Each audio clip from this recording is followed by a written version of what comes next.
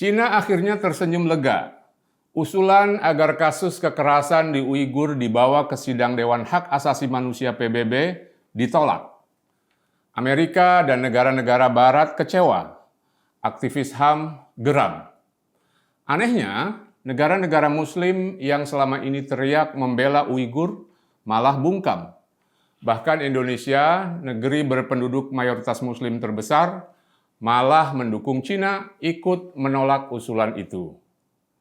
Ada apa dengan Indonesia? Mengapa negara-negara Muslim tak memihak Uighur?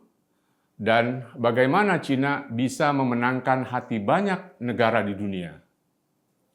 Mari kita diskusikan masalah ini.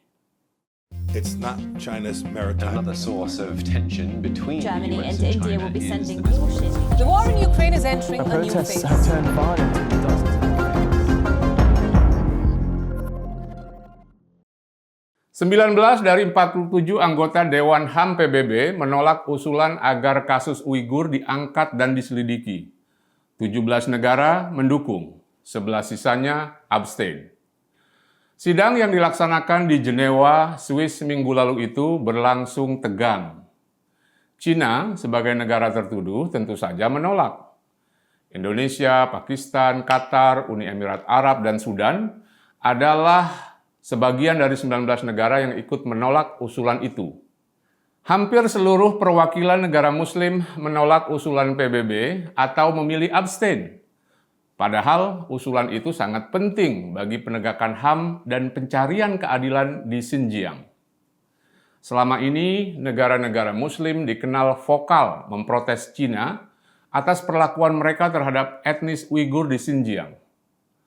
Dolkun Issa, Presiden Kongres Uighur Sedunia, sangat kecewa dan menganggap keputusan itu sebagai bencana. Yang membuat hatinya hancur, negara-negara Muslim kompak mengabaikan isu penting ini.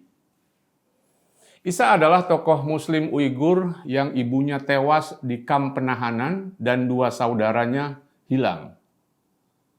Usulan itu sendiri diajukan oleh Amerika Serikat, Inggris, Kanada, dan beberapa negara barat lainnya.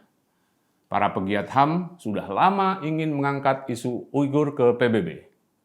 Seperti kita tahu, telah terjadi penangkapan, penyiksaan, dan pembunuhan di Xinjiang, provinsi Cina paling ujung itu. Pemerintah Cina selalu membantah adanya pembunuhan massal atau genosida di Xinjiang. Mereka berdalih bahwa tindakan yang mereka lakukan di provinsi itu adalah bagian dari penertiban dan perang terhadap terorisme. Untuk meyakinkan dunia internasional, pemerintah Cina mengundang media massa dan organisasi dunia datang ke Xinjiang. Mereka diminta untuk melihat dan berinteraksi langsung dengan kaum Muslim di sana. Media dan organisasi Islam dari Indonesia termasuk yang diundang dan hadir di Xinjiang. Program itu tampaknya cukup berhasil. Para delegasi memberikan laporan yang cukup positif. Utusan dari Nahdlatul Ulama misalnya, menganggap Xinjiang baik-baik saja. Tidak ada represi atau kekerasan terhadap warga Uighur.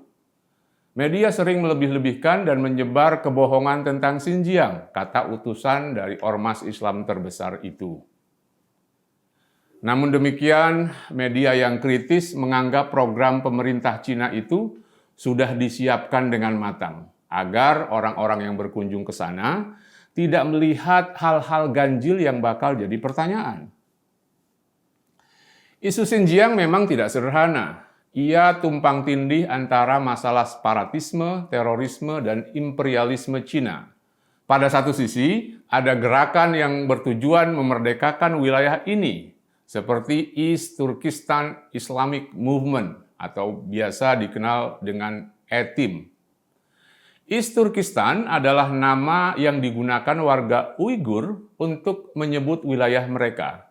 Sementara Xinjiang adalah nama pemberian penguasa Cina yang sebetulnya tak mereka sukai.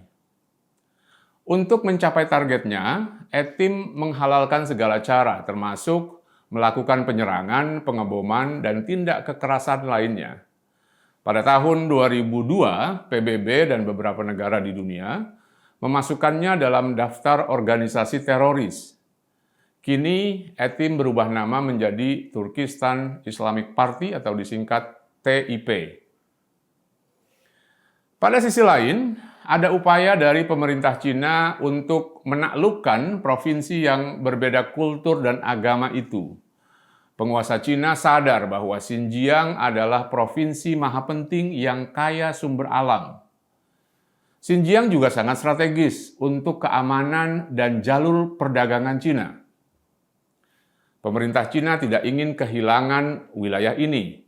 Sejak mereka menganeksasinya pada tahun 1912, berbagai program untuk merangkul Xinjiang terus dilakukan, termasuk membanjiri wilayah ini dengan orang-orang Han, etnis dominan di Cina. Sebelumnya, Xinjiang didominasi oleh etnis Uighur dan Kazakh. Kini, berdasarkan sensus 2020, etnis Uighur jumlahnya menyusut menjadi hanya 45%. Sementara etnis Han jumlahnya meningkat atau membengkak menjadi 42%. 13% sisanya terdiri dari suku Kazakh dan beberapa etnis lainnya.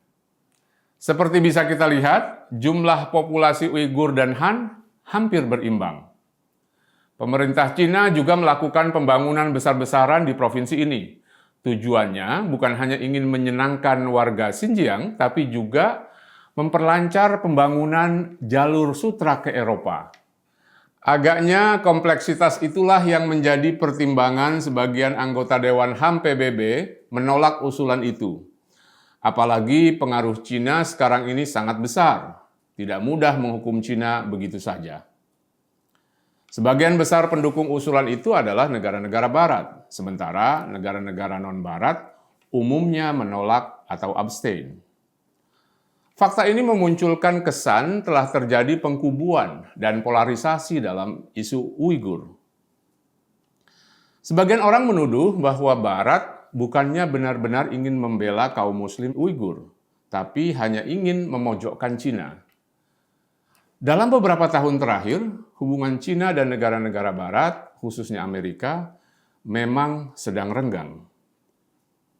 Indonesia tidak ingin terperangkap dalam perseteruan itu. Kementerian Luar Negeri Republik Indonesia menganggap isu Uighur terlalu politis atau dipolitisasi. Memojokkan Cina dalam situasi sekarang bukanlah tindakan bijak. Dunia sedang terancam oleh perang Rusia dan Ukraina. Kita tidak ingin memperparahnya dengan memusuhi Cina. Selain itu, kasus pelanggaran HAM tak hanya terjadi di Cina. Hampir semua negara berkembang memiliki isu HAM di negaranya, termasuk Indonesia. Jika masalah ini diangkat, apa alasan Amerika dan Australia tidak akan mengangkat isu HAM di Papua, misalnya?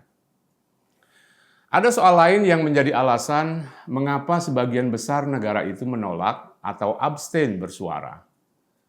Sebagian mereka adalah penerima manfaat dari program bantuan dan investasi Cina. Sejak 10 tahun terakhir, Cina sangat agresif menggelontorkan uangnya lewat program yang disebut Belt and Road Initiative atau BRI. Ini adalah program pembangunan jalan, rel kereta, dan infrastruktur di negara-negara berkembang. Tak kurang dari 147 negara sudah menandatangani kerjasama dalam skema yang dulu bernama OBOR itu. Termasuk Indonesia yang sedang membangun puluhan proyek besar seperti kereta api cepat Jakarta-Bandung. Soal Uighur memang tidak sederhana. Seperti banyak kasus HAM di negara lain, ia terkait dengan soal keamanan, ketertiban, dan kepentingan nasional. It's not China's maritime. Another source of tension between Germany the US and and India China will be is sending the warships. The war in Ukraine is entering The a new protests phase. have turned violent in dozens of countries.